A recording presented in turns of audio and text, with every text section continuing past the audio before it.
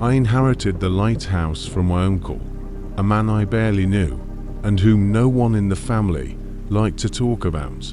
He had lived alone on the cliffs for nearly 30 years, died alone too, drowned, they said, though he was found at the top of the lighthouse stairs with water pouring from his mouth. The lighthouse had been decommissioned decades ago, so why he died soaked in seawater was a mystery or one bothered to solve. But he left the place to me. The second I arrived, I understood why no one else wanted it. The lighthouse stood on a desolate spit of rock, swallowed by fog so thick it looked like wool floating in the air. The wind wailed around its blackened walls, and the rusted metal door groaned like something breathing inside. It was worse. Cold, silent to silent.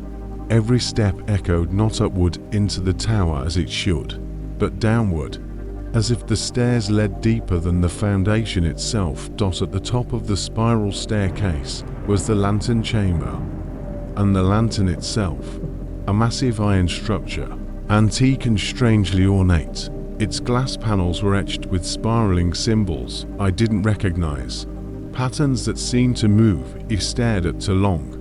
There was no electricity, no oil, nothing that should make it function. Yet as dusk settled, the lantern flickered. Once, twice. Then glowed.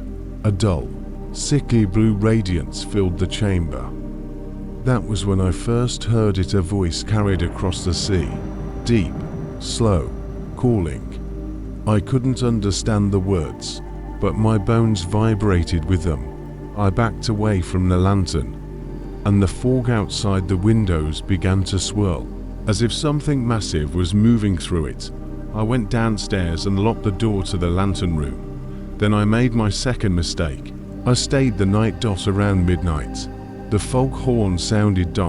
Except the lighthouse didn't have a horn, hadn't had one since 1962.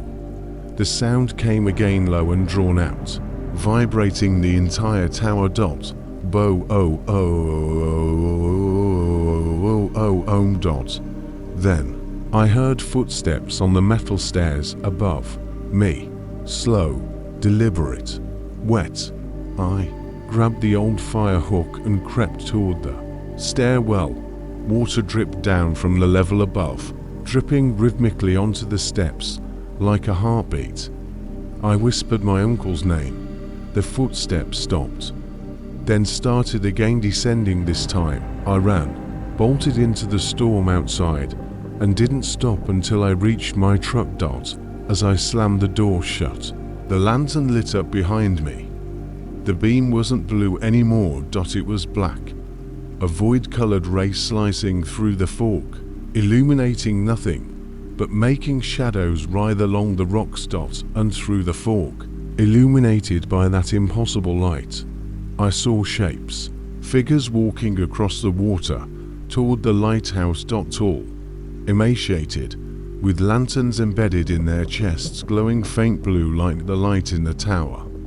Each time the chest lantern pulsed, the foghorn sounded. Bo oh oh oh oh oh oh. I didn't sleep that night. Come morning, I forced myself back inside.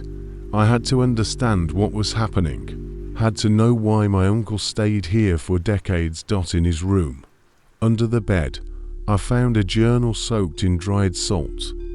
Its pages told the story. He had inherited the lighthouse too, and on his first night, the lantern lit itself. He wrote of voices calling across the sea, voices that grew louder each time he tried to leave. He wrote about the fog walkers, the lantern bearers, drowned men drawn back from the sea by the light. And he wrote about the last hour, a moment before midnight when the living and the drowned meet on equal footing, a moment when the lantern of the lighthouse aligns with something beneath the waves, a moment when the door can be opened from either side. His final entry was a single sentence: "If the lantern calls your name, never answer." That evening, the lantern lit again, this time brighter, sharper, Like a beacon searching for something specific. I locked every door, blocked the stairwell, closed every window. Then the voice came, not across the sea, not below. From inside the lantern room. It spoke my name. Not in a whisper, not in a shout. In my uncle's voice. I covered my ears. Didn't matter. The sound vibrated inside my skull, bypassing everything. I held the journal tight and repeated the last sentence out loud like a prayer. Never answer. Never answer.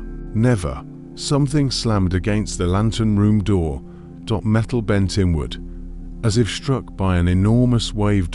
Water seeped through the cracks. Thick, dark water that smelled like rotting seaweed and old shipwrecks.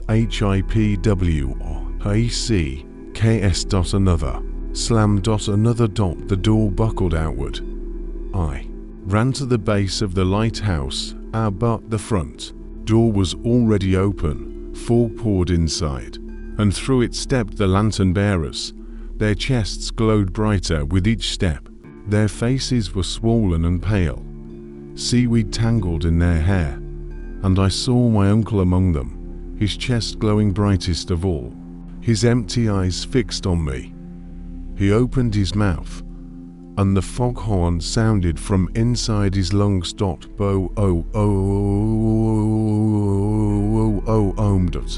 I fled up the stairs. Stupid, trapped myself. But panic doesn't follow logic. At the top, the lantern chamber door bent inward one last time before collapsing. The lantern's black beam washed over me, freezing me in place.